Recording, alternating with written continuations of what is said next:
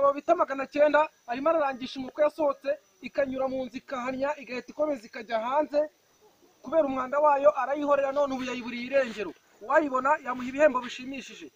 Ikindi gikurikiyeho aratangaza nuko yabuze bogisa ye yari yayanitse ku zuba. Bogisa iburirwa irengero ubu nayo arimo araperereza umuntu wazafata uyambaye yamubwira.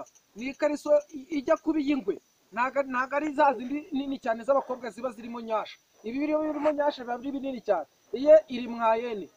Igikurikiyeho arimo ararangisha abantu arimo arabwira abantu baba bafite amakariso batajya badodesha babitse yuko bashobora kuyahuriza ahantu hamwe akaza akabaha make make akayajyana mu ruganda rwe akayadoda neza akazongera akayabagarurira mukayagura.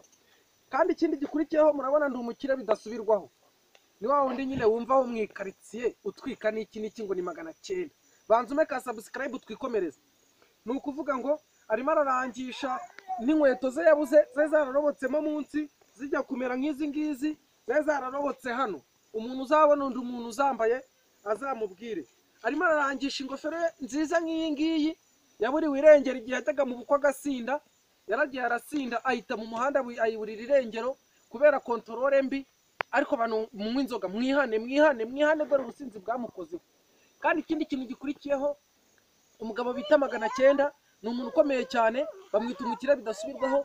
Arimo aratanga itangazo ry'inuza rya bogisa yabuze. Iyo bogisa yari yaramwamamaje cyane kuko yapasutseho akantu gatoya. Urabizi nyine abantu nyine b'abanyacyaro cyangwa se abantu bagize gute n'ubundi mwambara amakariso yaracitse. Ndabeshye ikariso iba yaracitsemo hagati cyangwa se yararobotse. Bityo ngicyo nta muntu kitaba kwambara ikariso yacitse n'igihe uyambara nta mukubi ufite ikaba nta mukubi ufite. Icyo kibazo umuntu wese arakigira. Nurenganya 900 ngo ni ukubera iki yambaye